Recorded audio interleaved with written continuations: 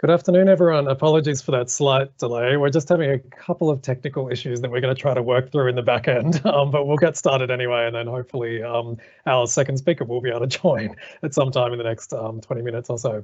So thanks for joining us for today's Kirby Institute's seminar. I'm Ben Babington. I'm a research fellow here at the Kirby Institute in the HIV Prevention and Epidemiology program.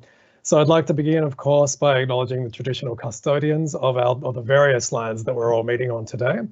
So for me, that's the Gadigal people of the Eora Nation, and I'd like to pay my respects to their elders past, present and emerging, and extend that to respect to any Aboriginal and Torres Strait Islander people who might be joining us today.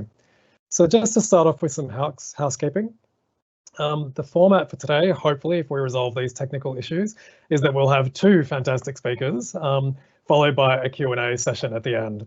So we decided to bring these two speakers together into the one session because of the many similarities that we noticed between these two studies that were run. So we'll start with Dr. Steven Philpot from the Kirby Institute to talk about a qualitative study with overseas-born gay and bisexual men who were newly diagnosed with HIV in New South Wales. And then, again, hopefully, we'll hear from Dr. Tiffany Phillips from Melbourne to discuss a qualitative interview study of recently arrived HIV-negative Asian-born gay and bisexual men in Melbourne. And the two studies really complement each other, so it'll be great to hear from both of these speakers. So to ask a question using the sort of Teams webinar platform, you go to the icon with the speech bubble and a question mark in the top right corner. You open up that panel and then you can write in your question. When you click on ask a question, please remember to write your name. That just helps us to reference your question and make answering it a bit easier. So to start, I'll introduce Dr. Steven Philpot, who is also based within the HIV Epidemiology and Prevention program here at the Kirby Institute. He has expertise in qualitative methodologies in social research. He mostly researches HIV prevention, sexual health, identity and sexuality among gay and bisexual men, people living with HIV and migrants. So please welcome Dr. Steven Philpot. Thanks.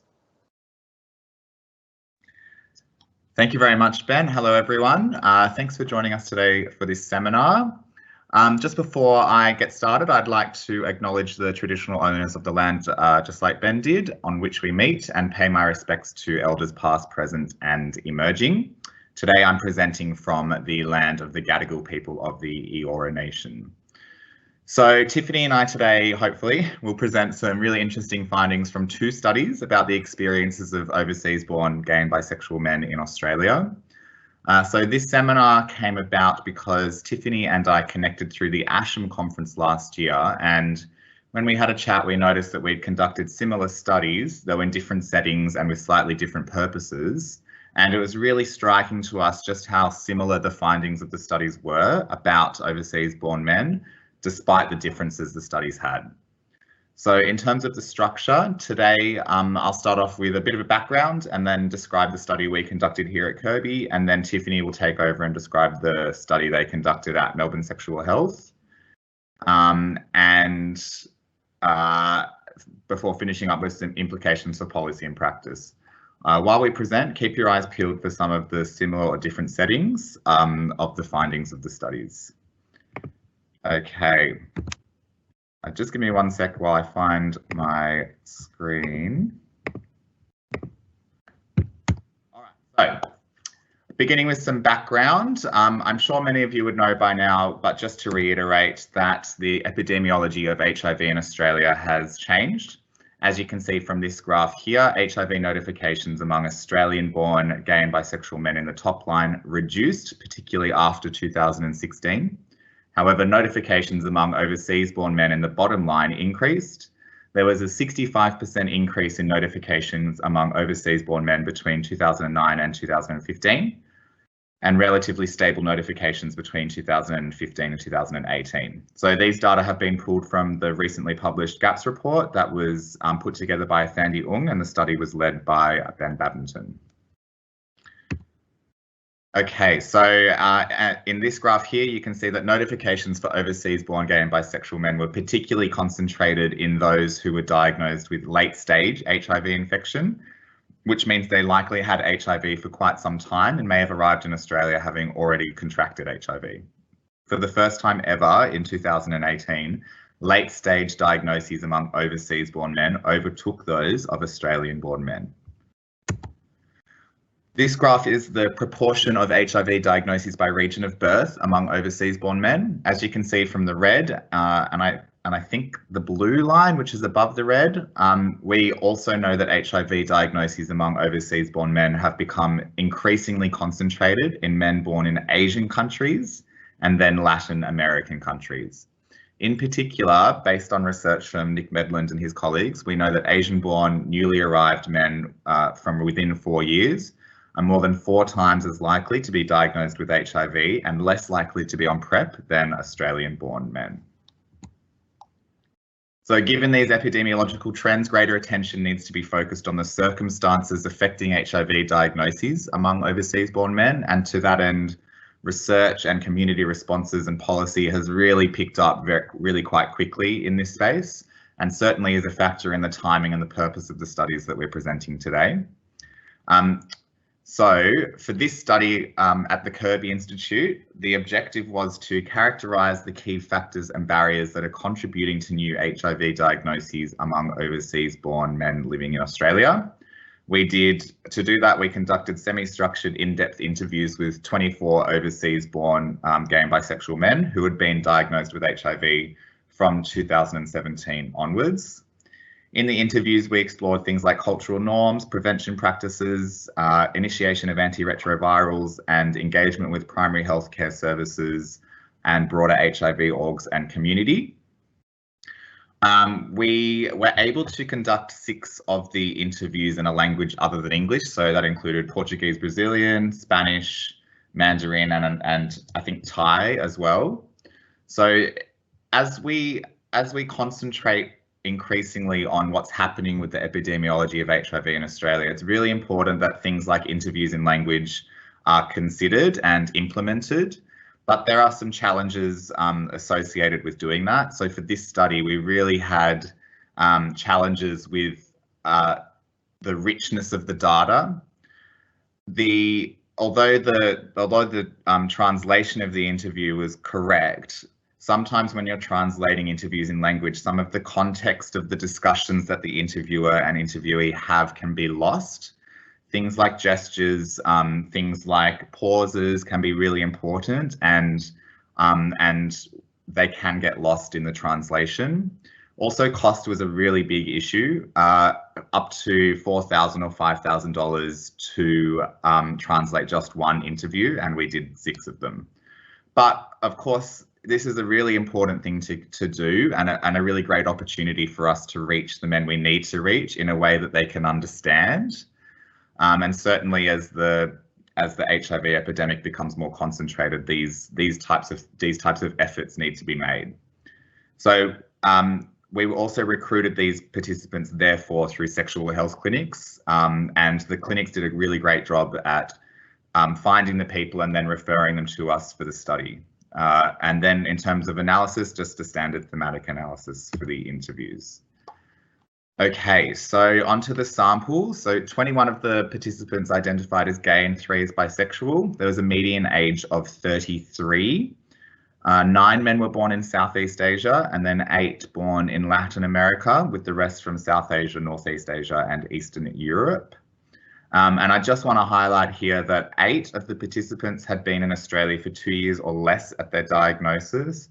Almost half lived in a non-gay postcode, where the proportion of gay residents would be very low. And then half arrived to Australia on a student visa. Okay, so there's a whole bunch of stuff that I want to explore today. So life in their country of birth, their migration to Australia and their transnational experience, their social and sexual networks, their HIV testing and prevention and PrEP, and their knowledge and use of those things, as well as the diagnosis experience and living with HIV. Okay, so life in the country of birth. So participants frequently recounted the immense stigma related to HIV and homosexuality in their country of birth, as well as the inadequate health services and limited visibility or acceptance of gay and bisexual identities. So this man, who was 39 and from South Asia, said, when you come from a South Asian background, you have social people with whom you don't even discuss sexuality. because it's unnecessary and it strains your relations. So definitely it makes you more isolated in accepting yourself. So this sense of stigma in the countries of birth of these participants manifested as really quite low HIV literacy, with the majority having only tested once or never tested, and having few or limited gay and bisexual networks. So the stigma that was prominent in their countries of birth had direct effects on their understandings of HIV and homosexuality, their practices related to HIV testing and prevention, and their participation in gay and bisexual life. Some participants brought these understandings and practices with them to Australia. They remained hesitant to share their sexual identity, feared HIV testing or assumed it would be difficult to access, and lacked skills in negotiating HIV prevention.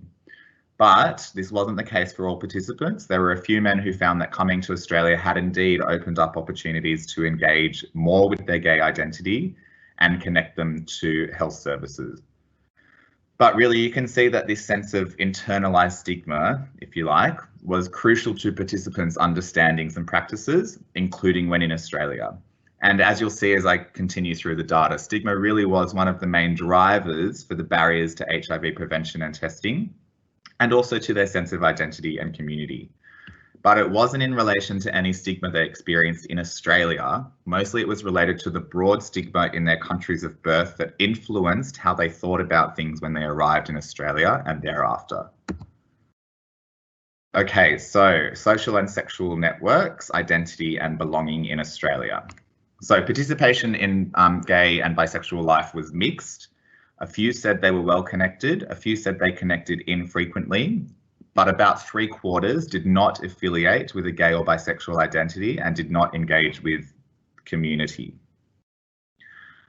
These participants, the 3/4, did not want to be painted as less than or as part of a minority group. Instead, they asserted that they lived normal lives, which they positioned in opposition to the frivolities of the gay scene. So basically, they identified the gay scene as being part of bars and clubs. So this man from Southeast Asia said, "Sometimes I say, why do I have to tell people that I'm gay? Because I just want a normal life. It doesn't mean that I want to dress like a girl or ladies. I don't go out at all. I just stay home and I'm working and cooking. I'd be at home like a normal person would. I'm not a party boy." So among the 3/4 who did not affiliate with a gay identity, they were really quite reluctant to have others know of their sexual orientation. About 1/3 of this 3/4 remained entirely secretive about being gay or bisexual, even when in Australia, a country that might afford more acceptance and encouragement for them to come out. Okay, so HIV testing, it was in Australia, it was generally low, but there was a really interesting mix between what they did in terms of testing in their country of birth and what they did in Australia. So only one participant said he tested regularly in both his country of birth and in Australia. 6 said they tested regularly after moving to Australia, but didn't do so in their country of birth. 8 said they tested regularly in their country of birth, but not in Australia. 2 tested infrequently or only once in their country of birth and never in Australia. And the remaining 7 had never tested in their country of birth and also never in Australia. So for 16, just over 2/3 of the participants, their first HIV test in Australia was their diagnosis. There were several barriers that were reported to HIV testing. So things like feeling anxious about already being HIV positive and preferring not to find out. And no doubt these were anxieties that were influenced by the norms in their country of birth. A limited perception of risk because they rarely had high-risk sex. They didn't see themselves as part of an at-risk population because they didn't affiliate with being gay or bisexual too closely. Or an assumption that being in a relationship meant that they weren't at risk. For some of the men who had only recently arrived, being a new arrival meant that they didn't prioritise HIV testing ahead of settling in.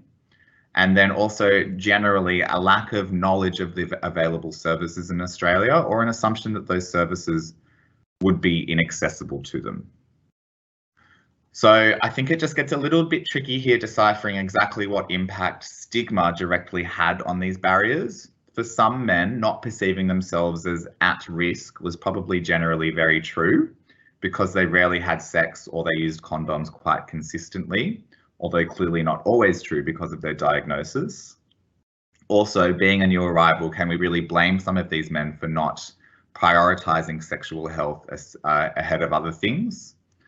So there may be instances in which these do not directly stem from stigma, but then I've been wondering to myself, if in their countries of birth there was less stigma, would they have connected themselves to health services earlier when moving to Australia, because they might have previously had more engagement with the importance of sexual health? And the same goes for having a lack of knowledge of the services available in Australia. Given the stigma prominent in their countries of birth and the inadequacy of the services available, it could well be that they'd never thought that they would want to engage with the health system, and so come to Australia with little motivation or understanding that it can be a positive and confidential experience. So from my perspective, there's certainly something to be said about the norms and stigma in their countries of birth, and then why they have low testing.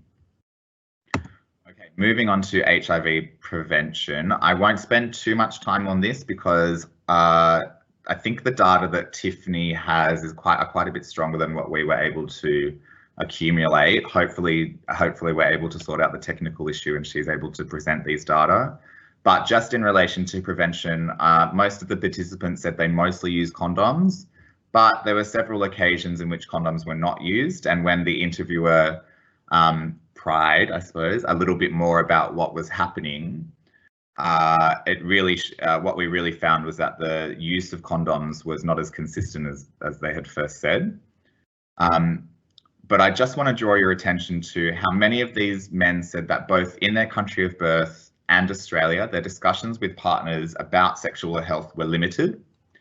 We have to keep in mind that where these men come from, health promotion that educates about negotiating sex and risk is inadequate in relation to what we receive in Australia. And I recall the Asian men in particular saying that sex was a taboo topic where they came from. And this likely has impacts on their willingness or capacity to discuss and assert their prevention preferences. So regarding these other reasons here, so things like a limited perception of risk, getting caught in the heat of the moment, and a link between trust, relationships and risk. These are reasons that are often also reported among Australian-born men. So they may not be specific to overseas-born men, but the participants did state them nonetheless. Certainly what is specific to these men in regards to prevention is a lack of knowledge of biomedical prevention and PrEP and how to access it in Australia, which meant they came to Australia already behind the ball. So most participants said they knew about PrEP, but that was at the time of their interview, and even at the time of their interview, they had limited knowledge. Just over half learned about PrEP only after arriving in Australia, and they often cited advertisements or discussions with gay friends or sexual partners as information sources.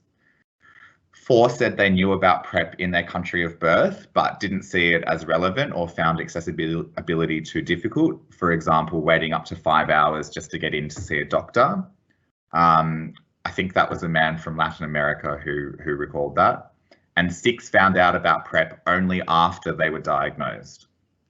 2 had used PrEP in the past, so only in terms of actual use, only 2. And 3 had intended on using it, but were diagnosed when they tested to get on it. Of course, the point, again, to hit home here is that the sense of stigma and the lack of availability of services in their countries of birth is really infused into their knowledge, understandings and practices related to HIV PrEP and testing. And so due to this stigma, many participants either did not know about PrEP or thought it would be difficult to access. For those with Medicare, their desire to pursue PrEP was low given they thought they rarely took risks, or as I say, they really didn't know enough about PrEP in general to think that they should pursue it. Moving on to the diagnosis experience. So the overwhelming majority appreciated the support of the sexual health clinics that diagnosed them and believed that their diagnosis was conducted smoothly, professionally and sensitively. About 1/3 went to a rapid clinic before they were referred on to a clinician. So in terms of their initial responses to the diagnosis that could be more specific to overseas born men, taking in the diagnosis and imagining a life as a person living with HIV was the most difficult for the men who lacked HIV education. Of course, I think it's safe to assume that would be the case. They in particular had a lost sense of hope for the future because they didn't know about treatments. They seemed to require longer appointments and extra education, which the clinics were happy to provide. And of course, the concerns that participants had about treatment accessibility completely went away when the doctors explained to them that they could access treatment compassionately. But one of the biggest issues was concerns about visas. So it really put these participants in an uncertain space. They thought that they had reduced chances of staying in Australia, but that was coupled with issues associated with if they were forced to go back to their country of birth because their visa might get rejected. And that would be because they would return to a country that had limited access to treatment. They would be going back to a place of stigma of homosexuality and now HIV with the diagnosis. And also particularly for the Asian men facing the family, they were worried in particular that they would be shamed by their family and that their family would be shamed by the community if the community found out. So this participant from Southeast Asia said, since then, I don't talk much with my mum. Since the diagnosis, I don't talk much with my mum. It's just whenever I call, I don't speak very much. We talk about just very normal topics. And the original plan was to get to Australia, get residency, stay and become a citizen. But now, since it's almost impossible for me to get any permanent residency, I'm freaking out because what if they fail me, i.e. what if they tell me I have to go home and I have to explain everything to my family? And what if I get back to my country of birth and there's no such thing as discreet treatment? So for those of you who don't know, a person can't have their current visa revoked due to an HIV status or an HIV diagnosis, but it remains really uncertain as to whether a future visa, in particular those applying for PR, permanent residency, will be threatened by a positive HIV diagnosis. And there are a lot of factors that can play into the success of a future visa for a person living with HIV. So it's not as if when the person's diagnosed, the clinicians can give them the appropriate information. They really need to be forwarded on to the right legal services. But certainly, it really was a driving factor for uncertainty in the experiences of the participants at their diagnosis. Okay, living with HIV. So participants' feelings, I should just say that the study was focused on the barriers to HIV testing prevention. So we did explore living with HIV, but the data are not as strong as life before their diagnosis. Of what we do have, we can tell you that participants' feelings about living with HIV were mixed and not unlike experiences of non-overseas born men, except perhaps that they felt some things more acutely. Common descriptions were not wanting to be seen as different or a risk, feeling infectious and disappointing the family. But overall, there was a sense that the diagnosis had made them more health conscious and that life would normalise given time. Many were secretive about their status due to fear of stigma, only telling those on a need-to-know basis. And for a few participants, that included only their doctor and the interviewer. So that's two people in their entire network who know about their diagnosis. And then lastly, although many people did not access structural peer support because they wanted to remain discreet, those who did use it had found a sense of belonging and renewed hope, which is great. And I think particularly these peer support networks would be important for people who may be very recently arrived and diagnosed with HIV because they may not have developed informal peer support through friends, through family, whoever else they receive it from. Okay, so just a quick summary. There was immense stigma of HIV and homosexuality in the countries of birth for participants. That for some was brought to Australia and directly resulted in low HIV testing and reluctance or anxiety to test, poor knowledge of how to negotiate prevention with partners and difficulty with the sexual norms in Australia, poor knowledge of PrEP and how to access it and lack of motivation to pursue it, poor knowledge of the accessibility of the health system and an assumption that it would be inaccessible to them, especially if they lacked Medicare, mixed affiliation with a gay or bisexual identity and negative attitudes held by some towards living a life driven by sexual identity, And this means that traditional health promotion avenues through gay community orgs and the like would work for some of these men, but probably not for all of the men. And then not seeing sexual health as a priority when migrating to Australia because it was not something with which they had previously engaged. Okay, so thank you very much. That's it from me until questions at the end. I'll hand back over to Ben, hopefully to introduce Tiffany. Thanks, Steve. So it does, I'm sorry everybody, but it does look like we just can't get Tiffany into this webinar, which is a real shame. Her data are just a really amazing complement to what we've just heard from Steve. So we might have to reschedule her talk for a different day. We might be able to link her talk up with somebody else's, maybe sometime in the future. So I think all we're really going to be able to do now is just, I think, have the questions and discussion around what the data that Steve's presented. And then in the background, if Tiffany does manage to get on, say, in the next 5 to 10 minutes, we might be able to have her present, but I think that's unlikely to happen because we've been trying for the last 20 minutes. So Steve, I might just start off then. I've noticed we do have one question there in the chat. So if anyone else would like to put some questions in, that'd be great. We have plenty of time, but we won't necessarily go right up to the end of the hour if there's not enough discussion happening. So in your interview, Steve, did the participants give any sense of some things that might have helped them after arriving in Australia become more connected to sexual health services? Like, so what could have been some of the points of intervention? Did they mention anything? So I think it would depend on their level of closeness they feel to the gay community. For the participants who did feel close to the gay community, it's a case of how quickly we can show them that there are avenues that ACOM provide, that other organisations provide for them to get connected, because often we find that being connected to community will connect people also to sexual health services. But there were some men who didn't want to affiliate with that, as I talked about. And so the importance of getting those men still connected to sexual health services is still very relevant. There is an international students health hub in New South Wales that has been that has launched, and it's been out for a couple of months now, and that connects international students, remembering that half of the participants arrived on a student visa, to sexual health services. So that takes it beyond the idea of needing to be closely connected with identity, and provides them with links they can go to find available services. I think that would be one of the main drivers, Ben.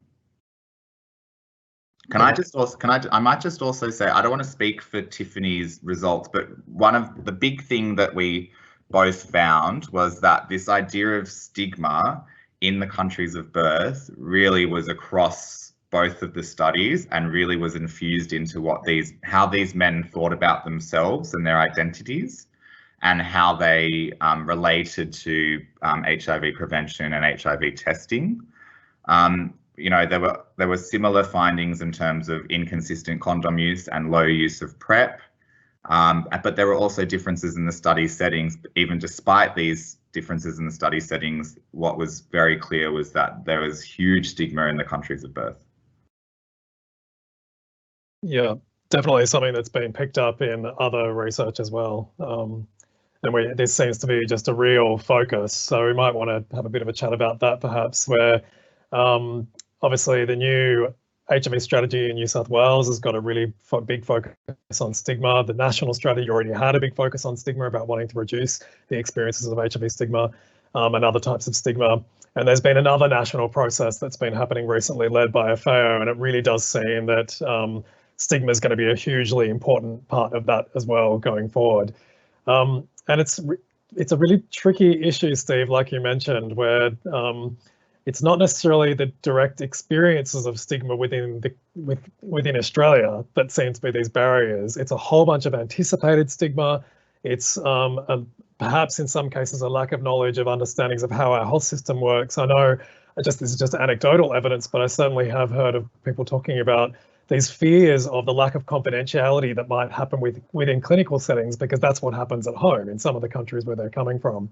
So do you want to just comment a little bit more on any of those permutations or issues around stigma, and then we might jump to some questions coming in from the audience?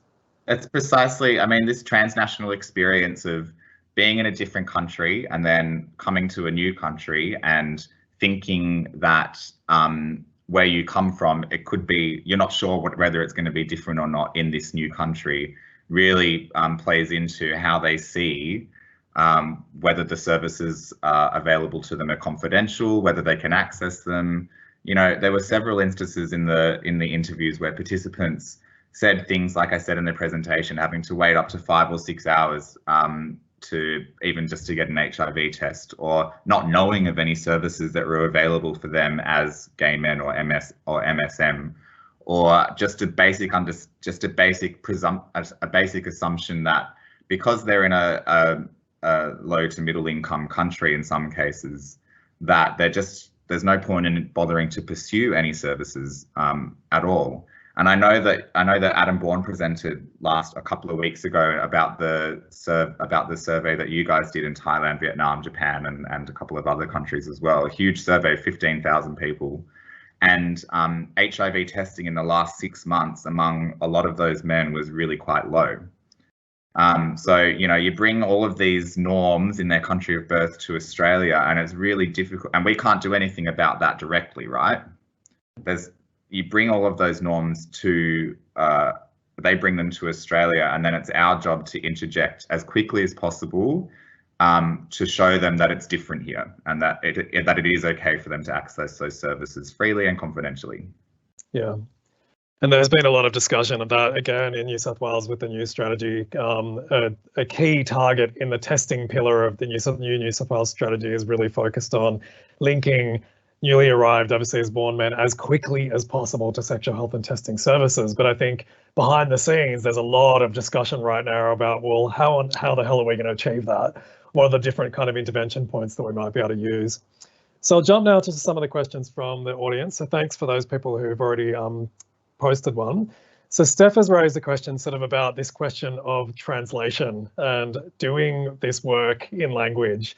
And so her specific question is perhaps one that you and I can't necessarily answer, Steve, which is how many other Kirby Institute studies would do interviews or surveys in languages other than English as routine?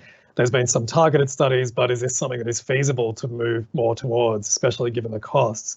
And I know, so I think this is a really interesting question. I don't think we can answer on how routine this is across the Kirby Institute. Certainly within our team, we are trying to make as many surveys, as many projects as possible, more accessible, both through the advertising, but also the actual the participant information and consent forms and the kind of questions themselves translated. But this is by no means a straightforward issue. It's not even as simple as just translating something that you've developed in English. I mean, the best practice way of doing this, even for something like a survey, a quantitative survey, which is certainly easier than the qualitative side, even with that, it really should be translating right from the ground, building up that survey and building up those questions right from the ground with people from those communities, which of course is labor intensive, it's costly, it takes a lot more time, and it can be really, really challenging. I know that Ali Carter from the Kirby and also Horace Wong have been doing some really amazing work in this area around the ASHA-3 survey that's being developed and hopefully will be put out next year, being run by Beck Guy's team. And in that, they've been doing all this work looking at translation of this huge survey that exists that was all written in English, and just some of the challenges, even with a quantitative survey.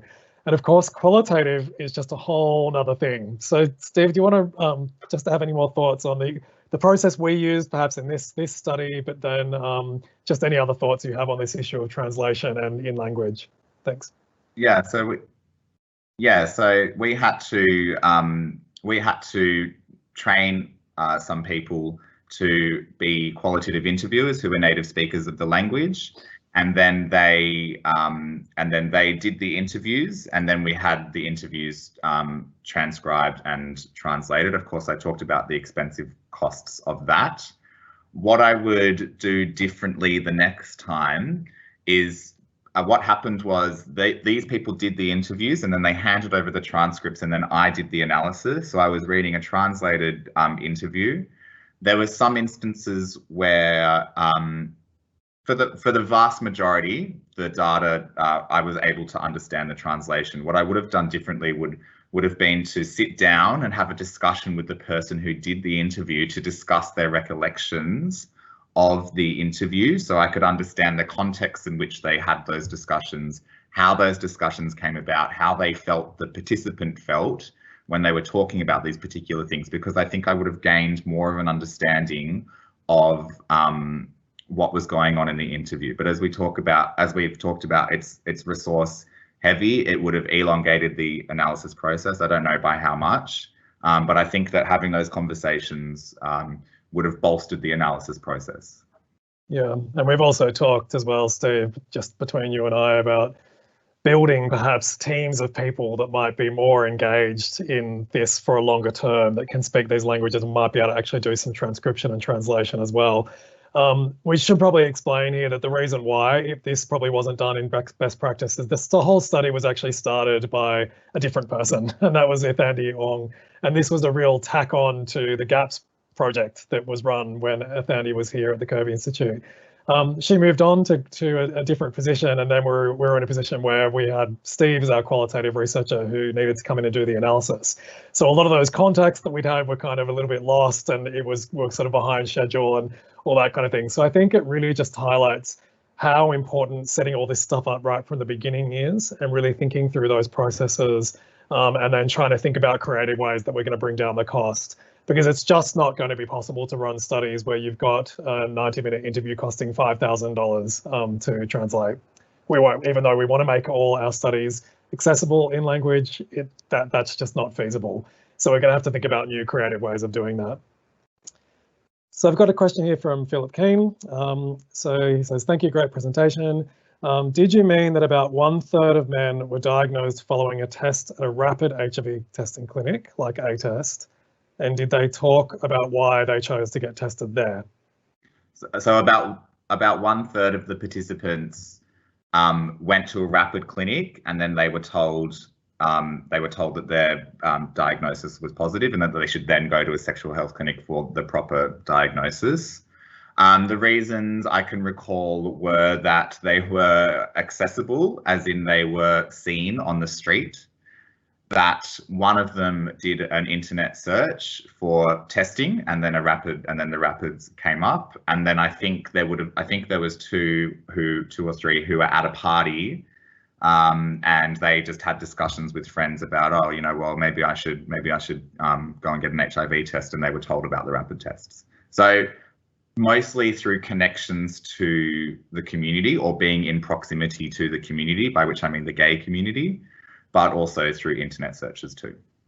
Yeah, and just so that everyone's aware, we've done some work with ACON on evaluating that A-test service, and certainly quite a large proportion of the overseas-born diagnoses statewide in New South Wales are actually diagnosed there's a reactive test, at least initially, at that A-test service. So it does seem to be a service that really does attract this particular group, and a really high proportion of the clients of that service are overseas-born men. So it does seem to be doing a really, really good job. One of the parts of that service is a entirely in Mandarin clinic. So the entire process is done in Mandarin, with Mandarin peers, Mandarin-speaking nurse, and then even the booking sheet, everything is done in Mandarin Chinese. And so that's a really, really great innovation, and I hope that we see some more things like that. But of course, that is also costly and requires resourcing too. So Martin is saying, the men who had not accessed sexual health services, had they accessed any other health services, such as a GP? And he's just saying he's aware that a lot of young men never go to the doctor unless they're so sick that they have to. So I think that in particular for the men from the Latin American countries, they really hadn't used GPs in Australia, and the big assumption for the men who were Medicare ineligible was that they would just have to pay, of course. But even in their countries of birth, there seemed to be, I can recall 3 or 4 participants, there seemed to be this norm that why only an ill person should go and see a doctor. So if you're going in for an HIV test or a sexual health test, you would really only do it if you're symptomatic of something, not as a regular testing schedule. And the same thing applied for people having never thought about PrEP, because they didn't see medication. They thought of medication as something that an ill person should take, not something as a preventative measure for stopping getting HIV. Yeah. And I think it's another piece of contextual information here that's quite important to point out with regard to PrEP is just how abysmally low across Asia PrEP programs actually are. So there's really only 2 meaningful PrEP programs in all of Asia, and that's in Thailand and in Vietnam. And pretty much every other country, they either have tiny little demonstration projects, or they had a demonstration project which has since ended, or they've got, there's all these workarounds. This is sort of like the Philippines is doing all these kinds of workarounds until it eventually becomes a part of the health system. And so it's really not surprising that a lot of these people, particularly from Asia, are coming to Australia with no knowledge of PrEP. And because it is quite a jump in logic for people who are used to the condoms and testing message. We found that here. It took years for even the HIV sector and the gay community to kind of get behind PrEP in the early sort of 2010s. And so it's really not surprising that there's that kind of jump that has to happen when people start thinking about that. Ty is asking, did you find that the stigma associated with being gay or bisexual changed with the amount of time spent in Australia? In terms of whether, I think he's asking whether the internalised stigma sort of reduced with time. It's hard to say with the data we've got, because remember, about 3/4 didn't affiliate that strongly with a gay sexual identity. But there were a few participants who were really excited about the opportunity to come to Australia because of the sexual and social opportunities as gay men that being in Australia could present. And so I think it would be safe to say that yes, over time, for the men who wanted to be connected, they certainly felt that being more connected meant they felt less of that stigma. Yeah. So I just wanted to raise something here, and there might be a question on this a little bit later, but I'll just say it now anyway. That this can you clarify for us, just to be really clear here, what you mean by this lack of attachment to an identity? Because all of the men in this study identified as either gay or bisexual. So what we're not talking here about men who identify as heterosexual and who like heterosexual identifying MSM. That's not who we recruited in this study. Those people were able to be recruited to this study, just to make it very clear to the audience, but we just happened not to recruit any of those people. All of the people who were recruited to this, I think it was it was everybody identified gay, and then it was 3 bisexuals. But you're talking here about the strength of their feeling towards that identity into that community, right?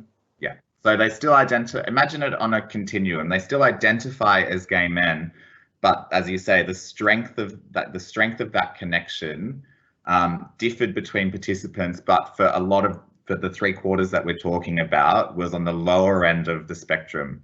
And when we talk about that, what we mean is that they either were ambivalent about the gay community, which for them meant the scene, or for them it wasn't meant to be an important aspect of their life for them. They'd come to Australia to work and study, and that was their focus. And they saw that, as I said, in opposition to what other gay men might do, which is to go and do the partying and go out and have fun with each other.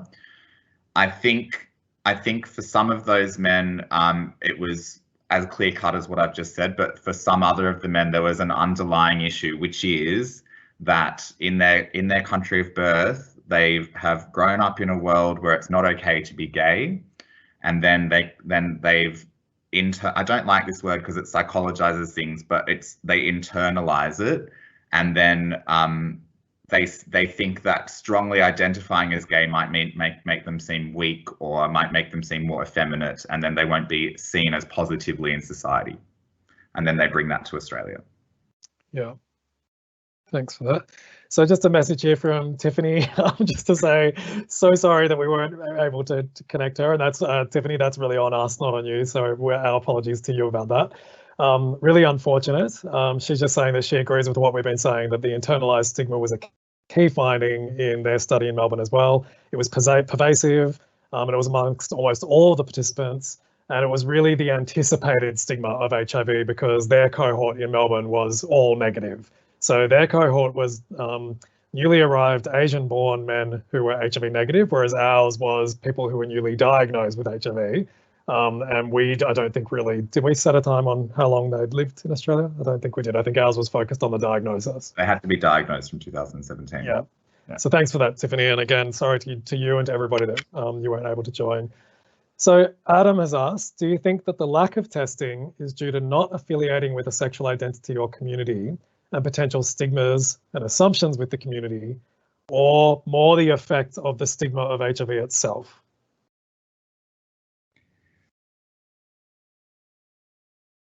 Those things are interconnected. So not wanting to be closely affiliated with the gay community has meant for some of these men that they don't think that HIV testing is relevant to them. But then, as Adam is saying, this stigma they've got about HIV, because in those countries of birth, HIV is seen as a gay man's disease, which is what I mean by they're interconnected. So I can't say whether it's equal or not, but both of those things come into play as to why they're testing infrequently. Yeah. Thank you. And Yay is asking, great presentation. Just wondering if any participants mentioned having tested for HIV at home. Yeah, so there was an interesting mix of what they did at home as to what they did in Australia. I think maybe she means home self-testing. Oh, no, I don't think we explored that in the interviews. No, it wasn't explored in the interviews, unfortunately, so I can't answer, sorry. Yeah, something like that may have come up, particularly if it was the result that led to a diagnosis, but then it may not have come up if we didn't ask specifically about that. But yeah, I think probably just like with almost every survey that we do of this issue, which you know very well, that we find really, really, really low rates of home testing here in Australia. And I think that's home-based self-testing and also home-based self-sampling, which you then send off to a lab, are both two methods that I think we really need to think quite seriously for, particularly for this population. Because of these fears of anticipated stigma and everything else, this might be a really, really good group to really, really target those kinds of methods towards. But the big problem, as you would know, but maybe some people on this webinar don't, is that the rules around purchasing HIV self-testing here in Australia are really quite strict. You have to order it online. You can't just buy it from a pharmacy. Community organisations aren't allowed to give them out. And you are basically forced to watch this instructional video before you're actually allowed to purchase the test. So it's a bit paternalistic, it's very restrictive, and I think most of us at the Kirby who work in this space would really like to see that changed. So Martin has asked, is there an important role for student health services, such as at unis, to be a free, accessible service, and do they need to be more explicit about confidentiality? Absolutely, that would be wonderful. That if every overseas-born person who came to Australia knew, and they were at university or at college, knew that there were free services available to them on campus, that would be excellent. And absolutely, confidentiality too is an issue because, as we talk about, they're scared of people. They don't want people to know that they're doing an HIV test because maybe that'll identify them as gay, or that it'll identify them as being there because they might be HIV positive. So yes, very, very, very important that when people arrive in Australia from overseas-born countries, discussions about confidentiality are absolutely put out to them, and it's assured. Yeah. So yeah, this question of the role of the university health services, I think, is a really good point. And I think it's something that over the next, in New South Wales with the new strategy over the next few years, we'll probably be talking quite a bit about. I think one of the challenges with doing anything in the international student space is that it's a problem of cost and scale. You're having to basically reach every international student, or at least all the male ones. And then so there's several 100,000 of those across Australia, to be able to reach that sort of very small percentage, whether it's 2%, 5%, who might actually be at risk for HIV. And so that's a real challenge. And as I think Steve mentioned in his presentation, one of the ways that a group in New South Wales is approaching this is the International Students Health Hub. That's a website that's been developed that isn't about sexual health, it's about all areas of health and trying to lead people into the right directions for any kind of area of health that an international student might have. But then it has the tab on sexual health that if someone who kind of is in the groups that we care more about in terms of the age, at least for HIV, that they might go to that tab and find out a little bit more information and then hopefully get connected.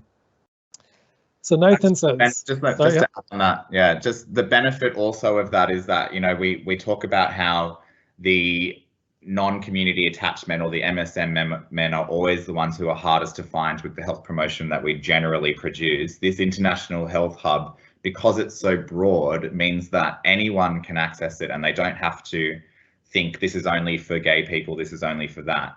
So being of a less community attached or being of an MSN identity, they may be more likely as international students to go into this thing thinking this is for everyone. Yeah, thanks. So just in the last few minutes, we have managed to use up almost the whole hour, which is great. So Nathan has said, great presentation, curious about the issue of racism and exclusion from the gay community and whether that came up in the data and the impact on participants. So it came up infrequently in the data that we discussed, but there, in our study, there were a few participants who talked about, a few Asian participants who talked about wanting to participate but feeling like they were excluded because they were Asian. But I wish Tiffany had been able to talk because they explicitly asked that in her study, and absolutely racism within the gay community and how that affected sexual opportunity was prominent in their data and was something not expressed by all, but expressed by some as something they struggled with. Yeah, and there's been a lot of research over the years to show that as an issue. I think, was it in our data, Steve, where there was some discussion also, not so much about racism per se, but the language issues, about people not being able to participate the way that they might want to in the gay community because the level of English that's expected is just higher than what some of these men had. And so there was this kind of boundary of exclusion that was happening because of language. Yeah, so there are two examples that I can give. The first example was a participant who wanted to volunteer for Mardi Gras, and he actually started volunteering, but he found that he wasn't able to keep up with the conversations. He wasn't able to understand what was happening, so he pulled out of being a volunteer and thought, I'm just going to have to not participate for a while until my English is better, which is very unfortunate. There was also another participant who discussed that in Australia, dating was difficult for him because he thought that people were only interested in him for sex, and because his English wasn't as good as the people who were Australian born, they didn't see any relationship opportunity in him, but he really wanted to be in a relationship with a person, and so he really struggled with that. Okay, and just finally, from just an anonymous poster here, so further to the strong affiliation with a gay or bisexual identity that we discussed earlier, were any of the men what you would describe as closeted? Yes. I can't remember the number. A small number were entirely secretive about being gay. They lived with family, and they were, by all means, for all intents and purposes, living a heterosexual life. They never participated in gay community events. They didn't have any gay friends, but they still identified as a gay man. And the way that they would most commonly, the only way they would connect would be through sex, and the way they would most commonly connect would be to go through Grindr, and their profiles were very, very anonymous on Grindr. Yep. Great. All right, well, it looks like that's all the questions that people have asked. So again, once again, just to say thank you so much to Steve for presenting those really interesting data, and also just a personal thanks from me before taking over this study after Andy left the Kirby at that time, and we were sort of in a bit of a pickle about who would actually take the analysis forward. So that was really great that you were able to step in and do that. Just to let everybody know that we did just publish the community-facing report, the public-facing report for this study last week on the Kirby Institute website. So you can just check on the website for that. It has its own report page. And please share that and read that as you would like. It's got a lot more detail than what Steve was able to present today. And also just to say, again, a huge apology to our audience and also to Tiffany for not being able to link her together today with us. I think what we'll do is get into touch with her about whether we can arrange another Kirby seminar at some point later in the year to get to really, so we can hear about those really, really interesting data from her study. So we might call it there. Thanks very much for your time today, and we'll see you at the Kirby seminar next week. Thanks very much, everybody.